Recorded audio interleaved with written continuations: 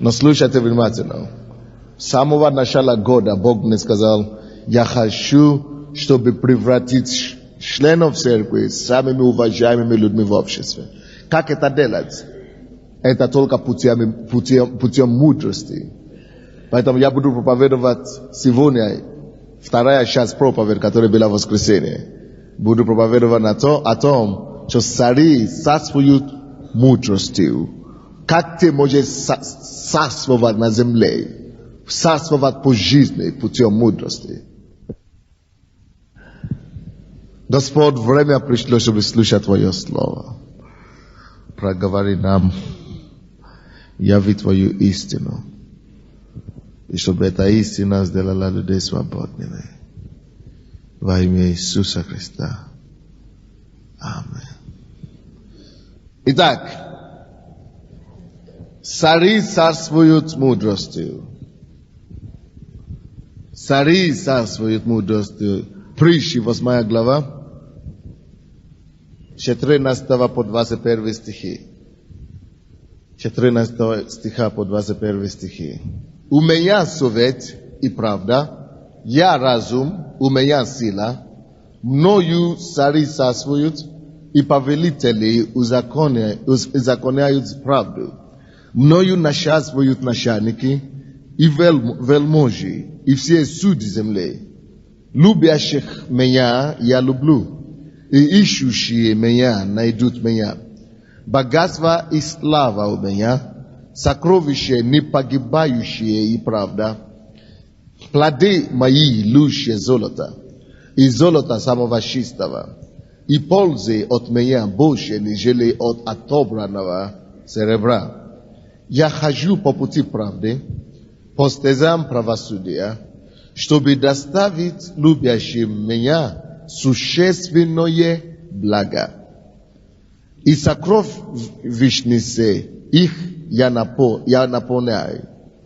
Господь имел меня началом пути своего, прежде создания своих исконей. Братья и сестры, мы говорили, я уже читал эту половину проповеди до 17 стиха. Прошлое воскресенье, если вас не было, я не буду повторяться. Так что вам надо это взять. Проповедь за прошлое воскресенье. Сейчас я продолжаю, это вторая часть этого стиха. Библия говорит нам, вы видели это 14 стих, 15 стих. Мною, это мудрость говорит. Откуда мы знаем, что это мудрость говорит? Потому что первый стих написано, не премудрость ли взывает, и не разум ли возвещает голос свой. То это мудрость взывает. Друзья, мы часто думаем, что мудрость это такая редкость. Это такой дефицит. Кто мудрый в этом мире? Кто станет мудрым? Это люди рождаются мудрыми. Нет. Мудрость взывает каждому из нас. Мудрость сама ищет нас. Наша беда в том, что мы настолько заняты своими путями, что нам некогда слышать голос мудрость, вызывающего нас. Не мудрость ли взывает? И 15 стих говорит, мудрость говорит, мною цари царствуют, и повелители узаконяют правду. Мною вы можете стать царем на земле. Вот о чем речь.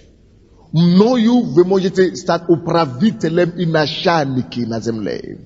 Мудростью, если вы будете меня иметь, если вы будете вооружаться мною, мудростью, я вас сделаю начальниками. Я вас сделаю из раба царем.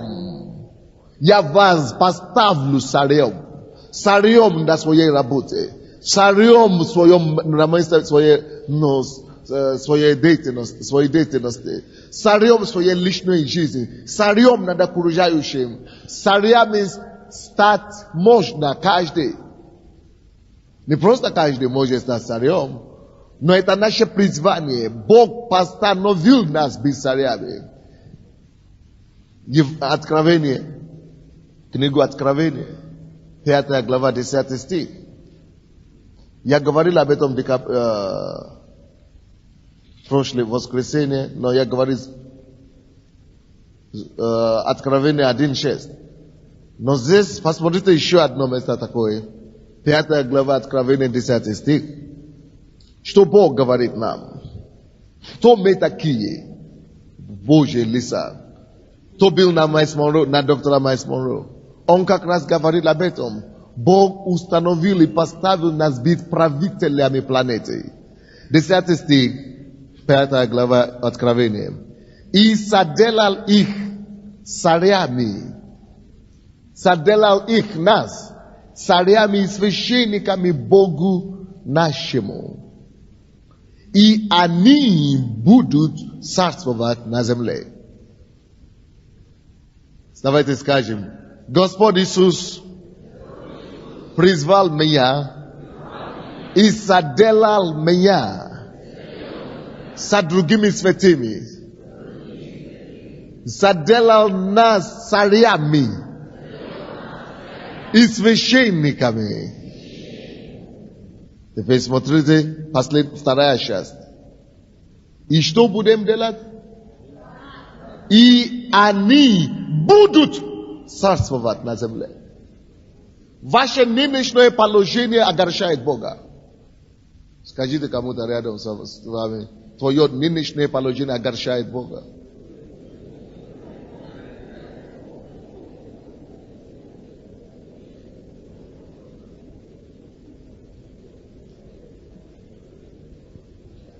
Многие из нас ищем работу. Мы ищем работу, мы ищем зарплаты, мы ищем благословение. Кто-то бы подал, кто-то бы благословил. Бог вложил что-то в нас. Он закладывал какой-то талант, какой-то дар в нас, чтобы мы могли обнаружить это призвание свое.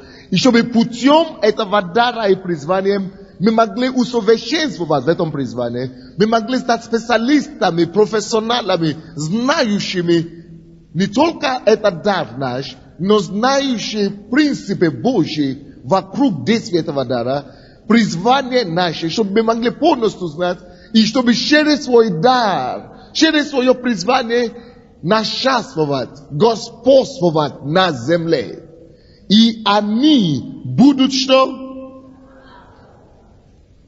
Если я спрошу сейчас, кто из вас думает, что он царствует? Очень мало будет. Это огорчает Бога. Это не план Божий изначально для нас. Ты предназначен для царства. Ты предназначен для царствования.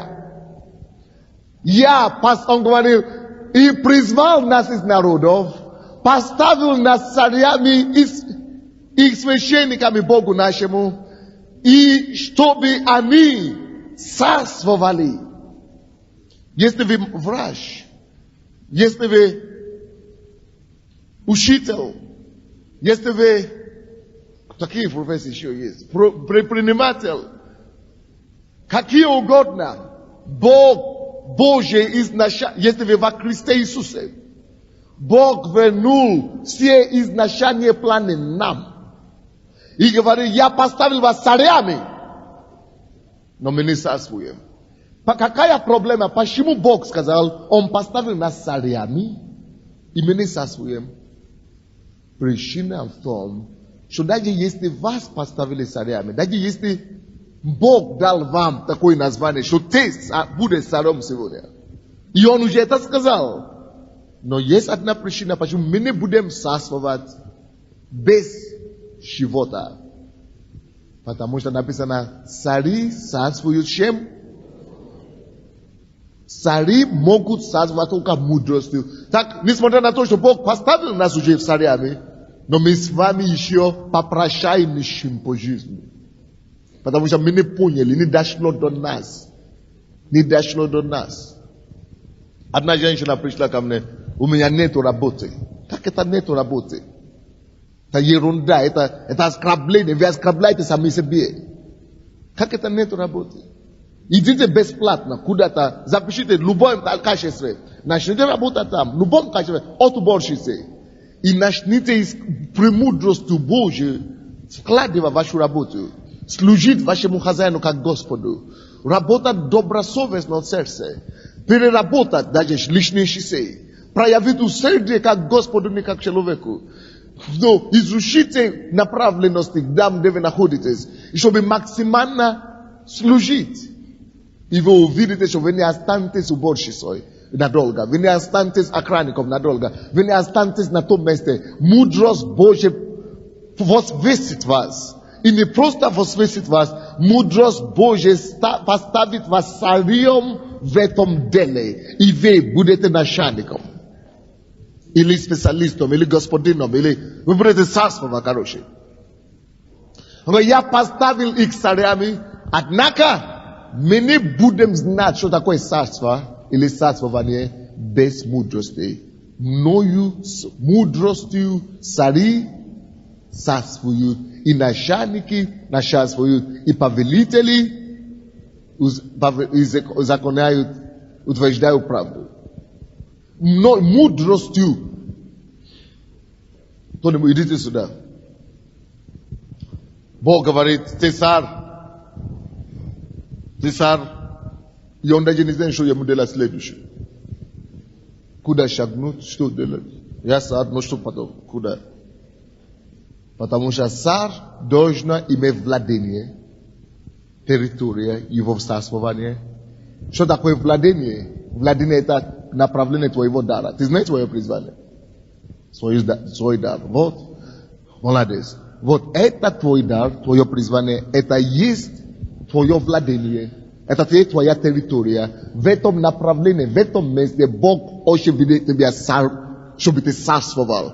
Но, а ты уже знаешь, с одной стороны, свое призвание, свое владение, но пока ты не начнешь мудростью понять Божьи пути, мудростью разыскивать Божьи методы, Божьи стратегии, Божьи системы, как делать вещи, ты никогда не станешь об головой.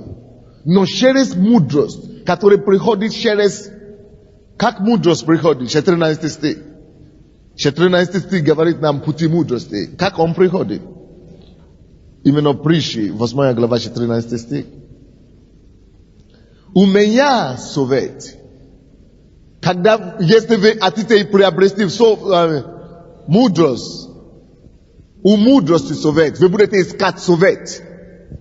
Вы будете искать совет в книгах, в направлении того призвания, которое у вас есть, в направлении той специальности, которой вы работаете, в направлении того призвания или той конкретной,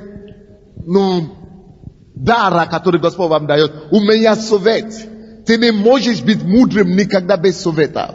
Дух совета. Что такое дух совета? Дух совета – это поиск полезной информации и познание Божьего разумения в отношении того или иного направления жизни или отрасли жизни. Это поиск, дух совета, это способность искать, набирать, накоплять,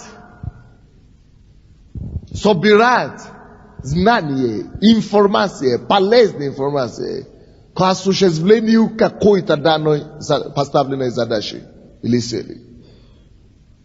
Дух, вы не можете быть мудрыми никогда в жизни, тем более царствовать. Вы никогда в жизни не будете царствовать, если у вас нет духа мудрого совета. Что такое дух? Как знать, у кого дух совета? Вы всегда видите такого человека с книгой, которую он читает.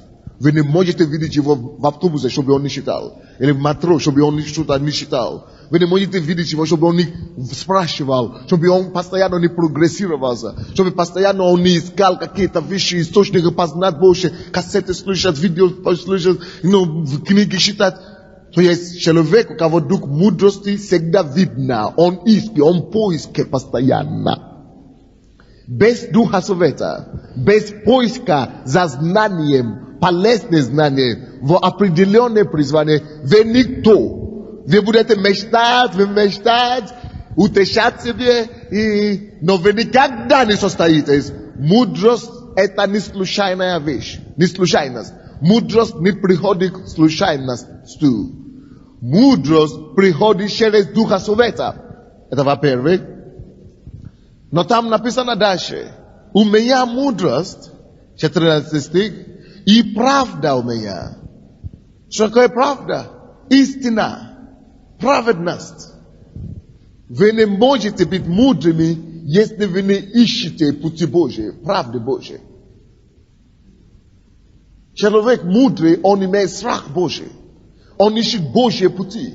Допустим, человек может быть мудрым в миру, как Шалимов, допустим, академик.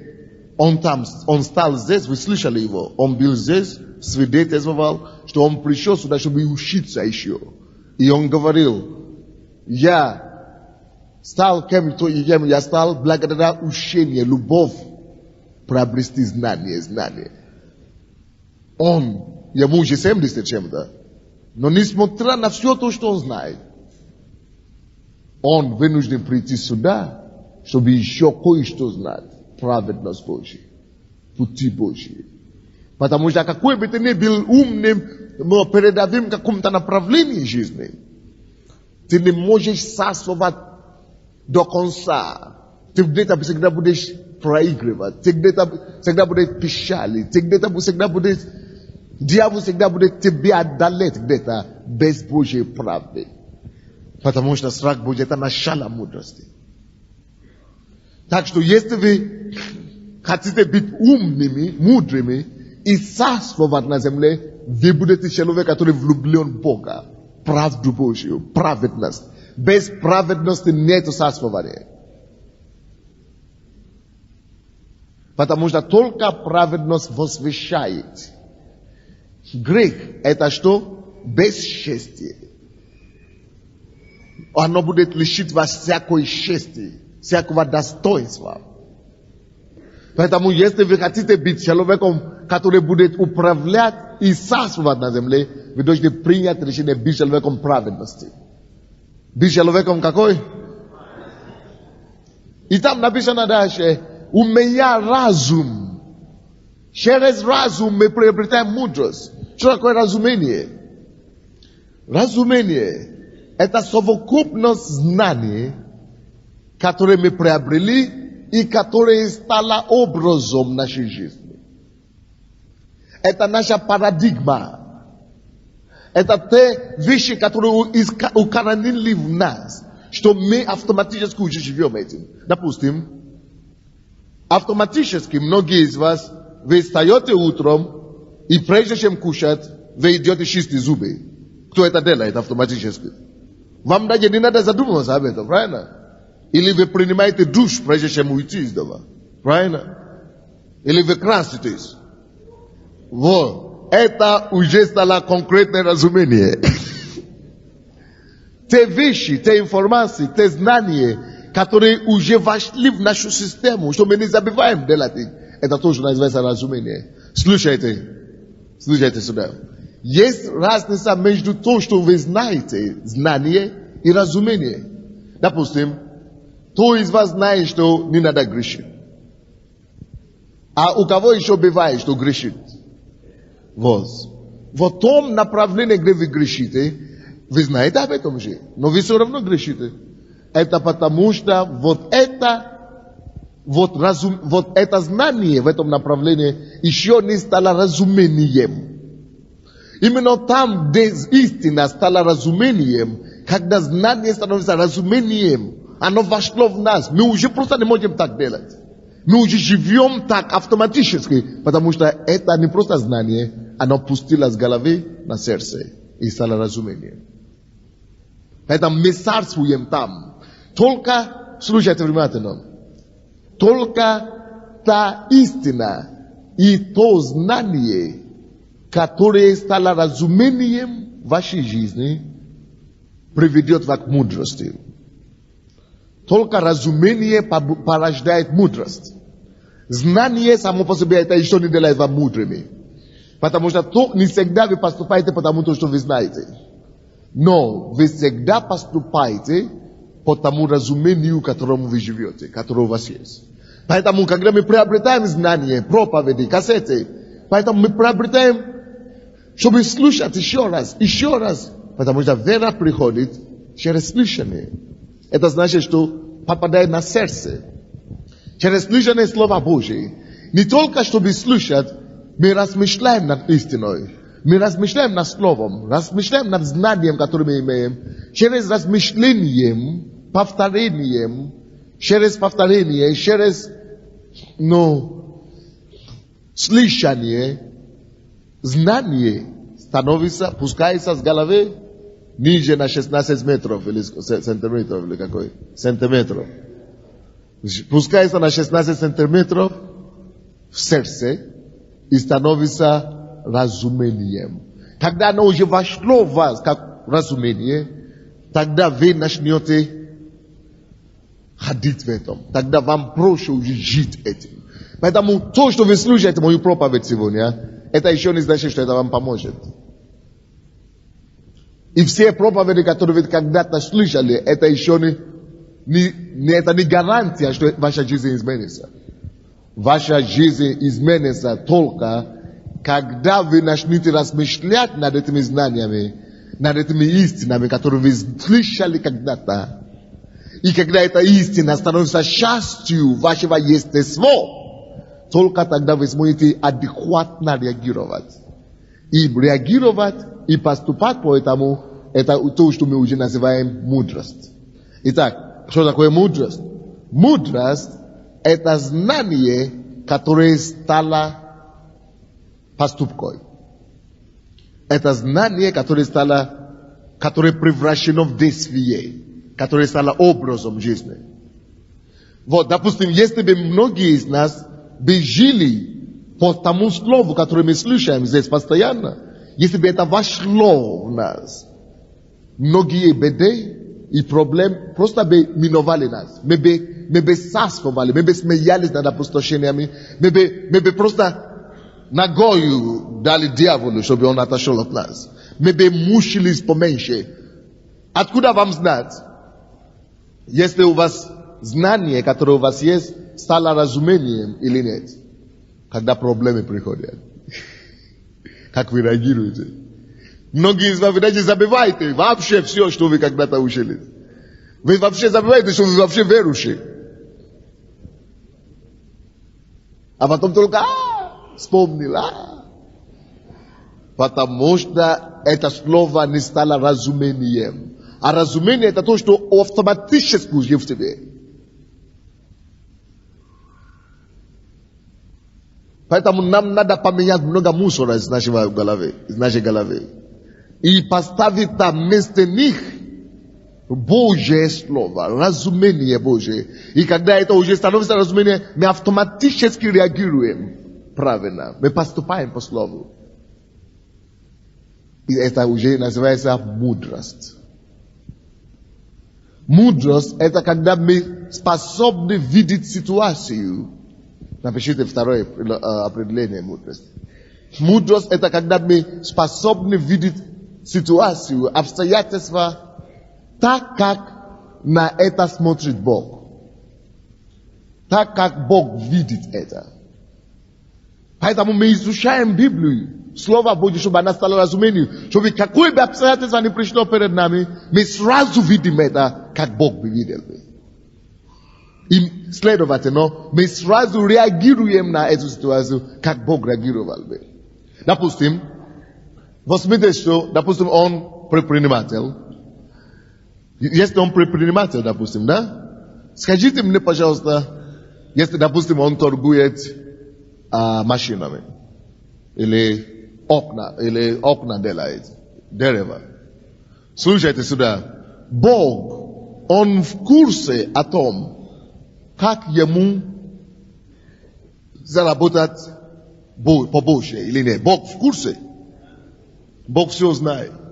Бог в курсе, как бы ему заполнить город своим товаром. Как бы ему приобрести еще оборудование, 10 оборудований. Бог в курсе, как бы он мог захватить весь город и еще начинать экспортировать свои вещи. Бог в курсе или нет? Вот мудрость – это когда мы знаем Слово Божье. Когда мы ходим с Богом так, что мы начинаем видеть то, что Он видит. Если Он, вы уже сказали, что Бог в курсе, как ему состояться? Бо в курсе, как ему зарабатывать миллионы. Бог это уже знает. Представляете себе, что будет, если он начнет это видеть? То, что Бог видит в отношении него. Если он начнет это понять и начинает видеть. А как это видеть? Через разумение. Пути Божьи, Слова Божьи, размышления на Его Слово. Вы начинаете видеть, что Бог видит. И вы начинаете понимать, что вам надо делать, какие шаги. Как Бог это видит, это начинает открываться вам в сердце. Через изучение Божьих принципов и пути. Это то, что называется мудрость. И, конечно же, скажи мне, как вам тогда не царствовать? Скажи мне, как вам тогда не царствовать? Когда вы уже знаете, что, когда делать и как надо делать. Вот о чем я буду учить подробно целую неделю с понедельника. С понедельника, всю неделю я буду учить об этом. Я хочу помочь вам конкретно найти себя. И конкретно через мудрость научить вас, как видеть. Как видеть, как Бог видит. Как жить в этом и как ходить в этом. А это огорчает Бога. Когда мы есть на земле людей, которые Он поставил царями. А мы как ходим. Гоняют нас сюда, мы туда. Гоняют нас туда, мы туда. Ну, Бог помогает, слушаем.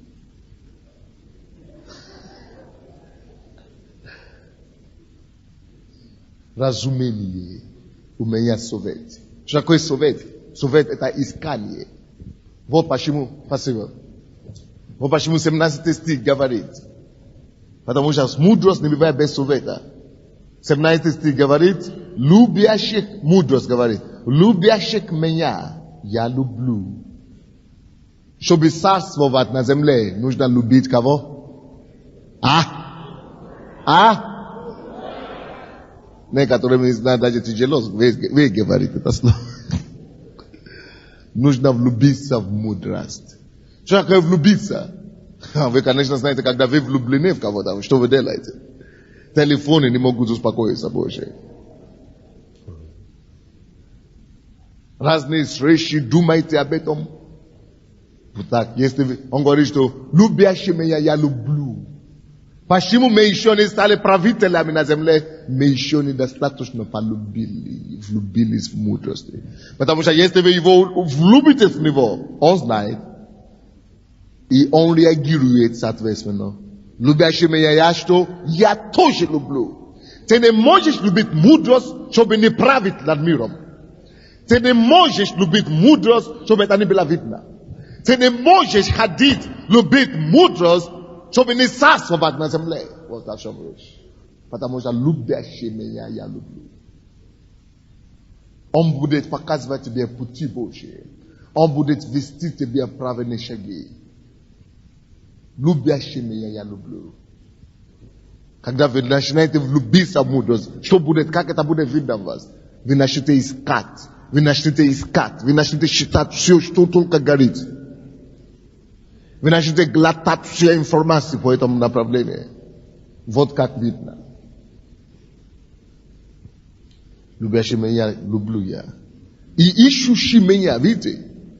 Как вы знаете, если вы любите мудрость, вы будете искать. Потому что ищущие меня найдут меня, да? Или как написано? Ищущие меня найдут меня. Мудрость недалеко. Мудрость зевает на каждой улице. Я только что говорю с духовным советом. Я говорю, я не понимаю наши люди. Какими ушами они меня слушали? Дай мне блокнот мой. Я говорю, сегодня же я могу вам дать 5 идей, которые вам даст уже на том уровне, на котором вы находитесь.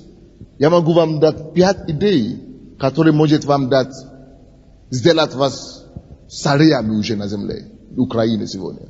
И многие из нас, мы можем это делать, но мы еще безработные. Допустим, я им сказал, и я буду больше учить об этом на этой неделе. Я сказал, почему бы вы, несмотря на все мои проповеди с января, не дошло до никого, чтобы создать институт Допустим, институт по сейчас.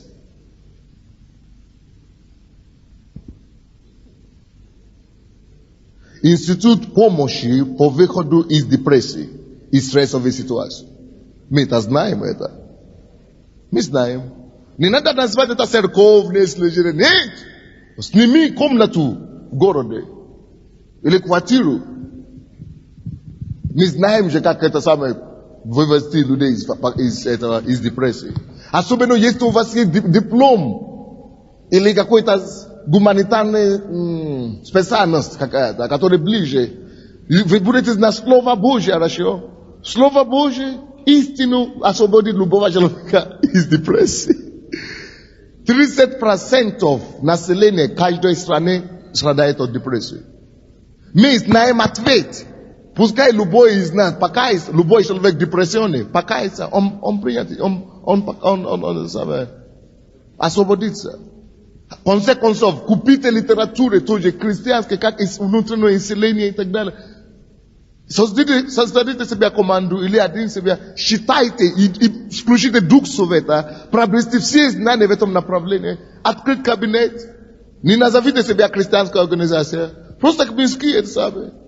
Идите на курсы, чтобы получить какую-то папку, диплом. Вам этот диплом не нужно, но им нужно. Зарегистрируйте что-нибудь. И все. Вы будете, причем это дело не бесплатно. За консультацию $20. Человек, который в депрессии, он готов квартиру продать, чтобы освободиться от этого. Конечно, не надо про квартиру продать. Я просто говорю о том, что это один идей, но массу такие идеи можно найти. Допустим, сколько женщин совершают аборт, и сколько у них жуткие последствия. Почему бы кто-то не создал институт по работе по абортовым синдромам? Консультацию, фирма. Консультационная фирма. Постабортный синдром. Многие из вас же прошли через этого. Вы же знаете, как Бог вас освободил, но вы сидите здесь, я ничего не знаю, и у меня нет работы, пропадаю. Наркоманы, алкоголики. Вы же видите, как Бог здесь запросто исцеляет. Кто-нибудь, давайте снимите общежитие, будем делать платный институт, платный центр, по реабилитационный центр. Почему бы нет? По реабилитации алкоголиков, потому что люди, которые имеют деньги, они сюда и не придут. Когда бесплатно, это значит ерунда. Они оттянут туда, где деньги, где нужно платить. Позовите пару ребят, которые освободились от наркоманов. 3, возьмите их на работу, платите им по $100 в месяц или по 100 гривны. У вас институт, результативность у вас будет больше, чем все институты Украины, все вместе взятые. Почему не создать институт, допустим, по восстановлению семьи? Сколько разводов в обществе? Вообще-то, вы не поняли.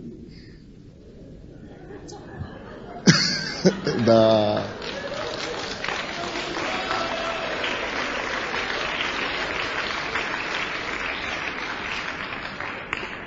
Надо просто думать и работать. Слушайте, друзья, Бог поставил. Бог, помоги мне. Не хочется самому и начинать эти вещи делать. Представляете? Бог поставил нас уже царями. Но мы должны найти свое направление. Мы должны найти свой дар. Мы должны начинать найти свое призвание. Как только что мы находим это призвание, газета Рио идет в каждую семью. Дайте рекламу, повсюду. Вы страдаете от депрессии, выход есть для вас. Телефоны, все. У вас развод, семейные проблемы, кризис, идите консультацию. Зарегистрируйте сразу компанию какую-то под этим. Массу идей подростков. Одна пастор только что мне говорит, Почему не создал лицей специально по подготовке девушек, женщины, как стать женщиной, становление женщин для подростков? Благородство, по воспитанию благородства. И для мальчиков, для девушек и так далее. Чтобы воспитать лицей, культуру опять вернуть в общество. Мы же все это уже имеем во Христе Иисусе. Я не знаю. У нас столько решений есть, как верующие. Ну, вы себя не представляете. Многие из вас, которые ищут работу, вы носите заявление туда, может кто-то позовет.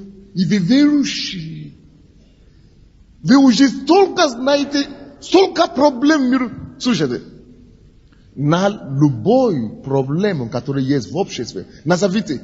Вообще-то, у меня задание такое. В воскресенье я прошу вас, приносите мне в воскресенье с утра сюда все проблемы, которые существуют в обществе. Принесите мне список. Кто может мне волонтеры, есть? Хотя бы одну проблему в обществе, которая существует. Напишите мне бумаги и принесите мне. Кто есть желающий, кто может писать? Раз, два. Ну вы же знаете какие-то проблемы. Квартплата, ЖЭК или какие еще у вас проблемы? Наркомания, алкоголизм. Напишите мне список. Сколько возможно список? Я вам дам через мудрость Божью идеи, как зарабатывать миллионы через эту проблему. Вот о чем речь идет. И это, почему мне нужен этот список? Мне нужно, чтобы эти списки были у меня, чтобы на неделю, которую у нас сейчас будет, с понедельника по пятницу, вы увидите, если у кого-то какая-то, изюминка будет, как это, изобретение будет. Если шустрота будет у кого-то, вы увидите запросто, как можно. Вы знаете, я просто удерживаю себя, потому что я пастор. И это мое призвание. Я уже нашел себе.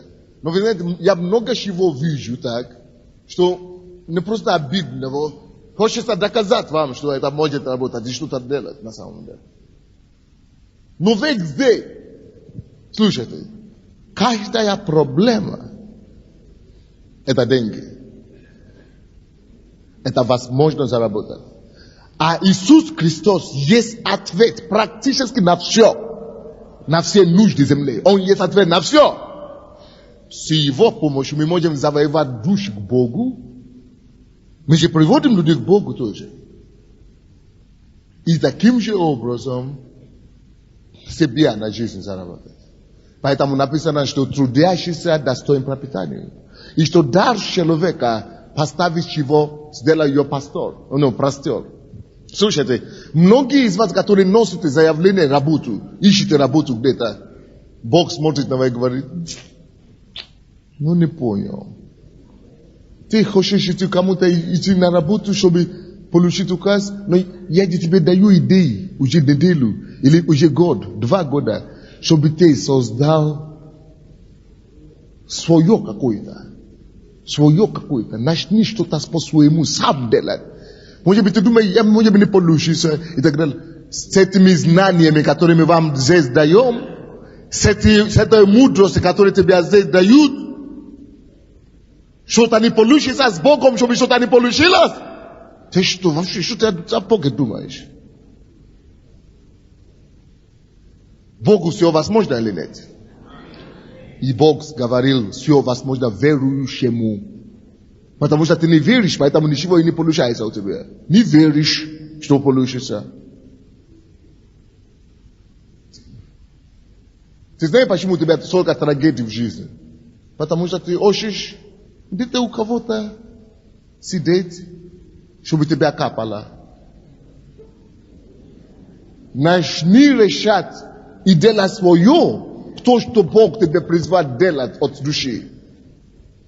Ты будешь себя сам начальник, и этим самым, если ты будешь развиваться через Дух Совета и разумение, этим самым, не просто сам себя начальник, но этим самым ты будешь господствовать и обладать и царствовать в этом направлении свое, которое Бог тебе дает.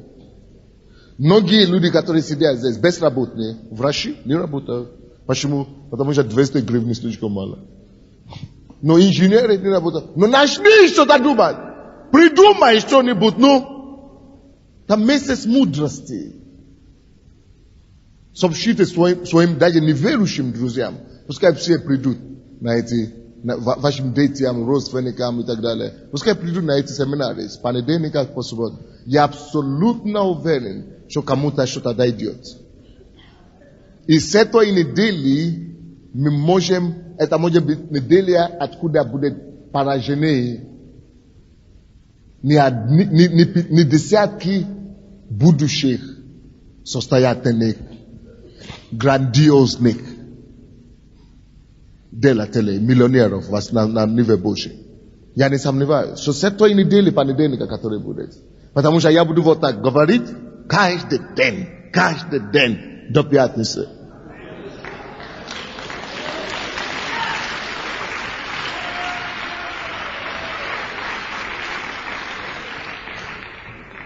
Но много таких вещей. Я не могу никак закончить эту проповедь. Просто ревность берет.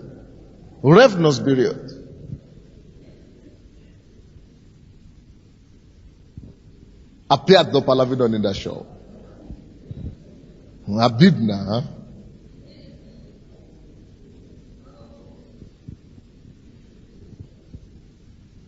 Недели я буду говорить уже другое. Не это. Это уже все. Вот в том-то и дело. Давайте склоним нашу голову. Скажите Богу, открой мои глаза. Слушайте одно слово. Глаза мудрых, где они? В голове у него. Скажите соседу, глаза мудрых в голове его. Скажи Богу, открой мой разум. Открой мой разум. Дай мне начинать видеть, дай мне видеть, Господь. Дай мне разумение, дай мне понять, дай мне видеть. Открой мои духовные глаза. Открой мои глаза мудрости. Глаза мудры в голове его. Пускай проснется наш мозг. Проснется наши духовные глаза. Разумение пускай приходит. Поговорите с Богом, скажите Господу, дай мне понять свое место, свое владение, свою территорию.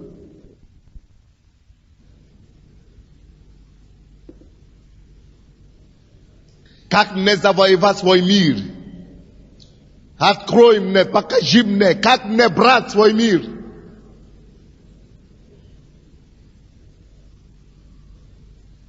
Идеи твои, Божьи, дай мне твои идеи. Твое разумение, Господь. Проговори мне, дай мне видеть. Бакалабахаса яндария мариандая. Ишакаларабу колору яндая мария маянда.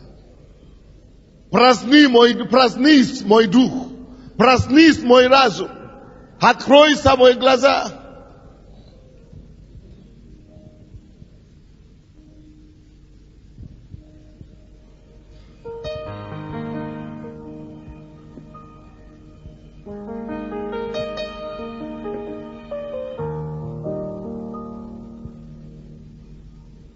Если вы нашли свое призвание, пускай Бог даст вам дух совета. Жажда искать это. Расширяться в этом. Углубляться в этом знании. И разумение в том, чтобы хотеть утвердиться в этом. Разумение, чтобы понять, как двигаться в этом направлении. Может быть, Бог говорит вам сейчас, что-то свое начинать искать делать, что-то свое начинать искать. Пускай Господь откроет вам, пускай Господь проговорит вам. Бог хочет, чтобы вы царствовали на земле. Бог говорит, что они будут царствовать. Пускай это слово не пройдет мимо тебя. Пускай это слово станет истиной в твоей жизни. Они будут царствовать. Это сбудется, это слово в твоей жизни или нет? Сбудутся ли эти слова в твоей жизни, что они будут царствовать? Ani etarishi diota tibia daragoi. Me sie bog pastavi na stariame. Shobi me sasovali. Na probleme swoivo prizvane. Pagavarite zbogom shobi on pamog vam. Shobi on at creos vam. Ivo voli.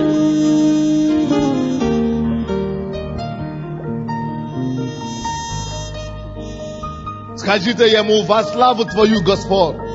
Хочу найти Твое место.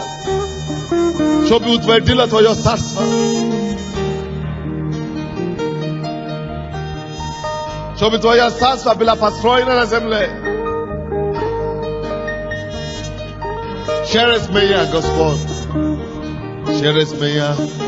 Через меня.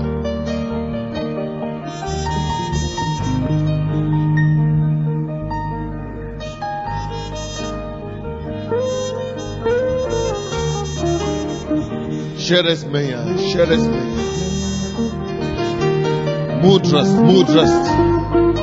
Мудростью царствуют. Мудростью царствуют. Повелители узаконяют закон, правду. Начальники начальствуют мудростью. Мудростью.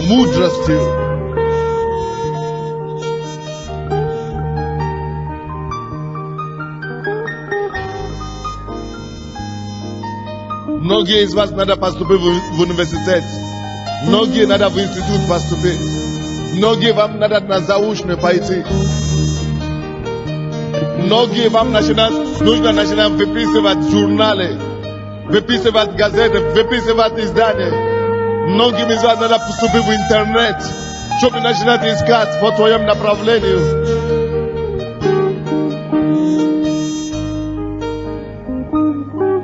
Новые идеи искать. Новые предложения искать. Как начинать?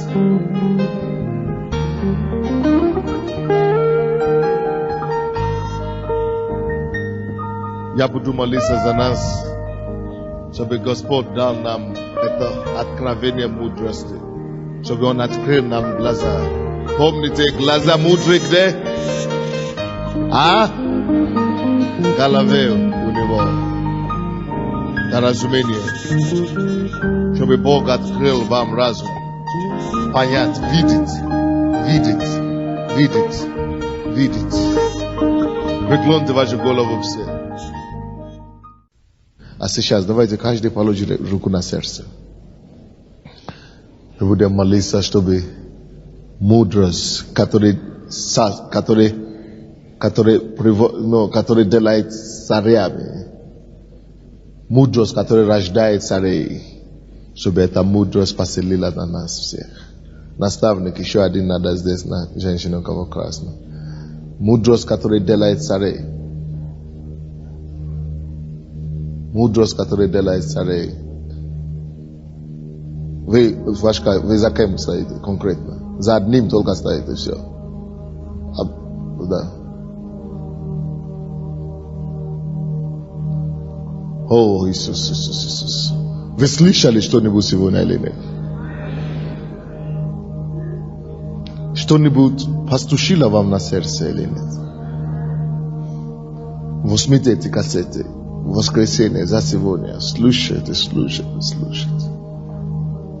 Пока это не породит что-то у вас.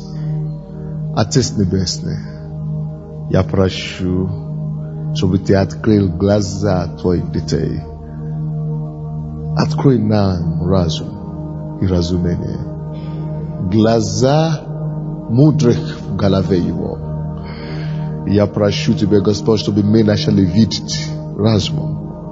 Чтобы мы начали видеть. Именем Иисуса. Пускай открывается возможность перед нами. Пускай мы начнем видеть все двери, которые Ты предоставил нам. Чтобы путем мудрости мы стали на самом деле царями на земле. Заделай Твои детей царями священниками. Чтобы духом совета, духом разумения они ходили премудрости Твоей. i чтобы они стали главою, а не хвостом, чтобы они управляли планетой с тобою и отвоевали землю тебе. Мы благодарим, что ты уже услышалась.